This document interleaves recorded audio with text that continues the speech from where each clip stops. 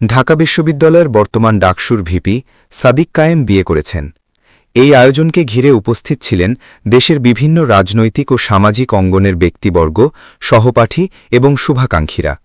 ভিডিওর শুরুতেই দেখা যায় সাজসজ্জায় পরিপূর্ণ একটি মিলনায়তন, আত্মীয় স্বজন, বন্ধুবান্ধব আর শুভেচ্ছায় ভরা পরিবেশ। সবকিছুর কেন্দ্রবিন্দুতে ছিলেন সাদিক কায়েম। অনুষ্ঠানে উপস্থিত ছিলেন ডাক্তার শফিকুর রহমান সহ বিভিন্ন রাজনৈতিক নেতৃবৃন্দ ও সামাজিক ব্যক্তিত্ব। তাদের উপস্থিতি অনুষ্ঠানটিকে আরও গুরুত্বপূর্ণ করে তোলে। বিশেষভাবে নজর কাড়ে সাদিক কায়েমের বিশ্ববিদ্যালয় জীবনের সহপাঠীদের উপস্থিতি। অনেকেই দীর্ঘদিন পর একত্রিত হন এই আনন্দঘন মুহূর্তে। পুরনো স্মৃতি, ক্যাম্পাস জীবনের গল্প আর বন্ধুত্বের আবেগ যেন নতুন করে ফিরে আসে। ডাকসু রাজনীতির সময় থেকেই সাদিক কায়েম ছিলেন আলোচনায় থাকা একটি নাম।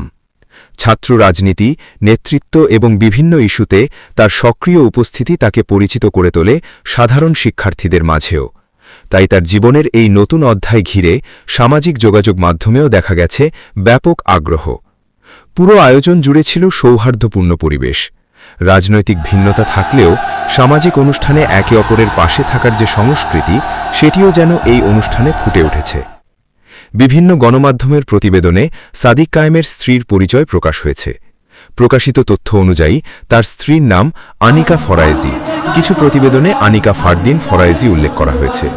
তিনি পেশায় একজন এমবিবিএস চিকিৎসক। এছাড়া তার বাড়ি 14 গ্রাম এলাকা বলে উল্লেখ করা হয়েছে। কয়েকটি প্রতিবেদনে আরও বলা হয়েছে তার বাবা ব্যবসায়ী আয়ুব আলী ফরায়েজি এবং তিনি রিলায়েন্স গ্রুপের ভাইস চেয়ারম্যান এবং এর চেয়ারম্যান হিসেবে দায়িত্ব পালন করছেন।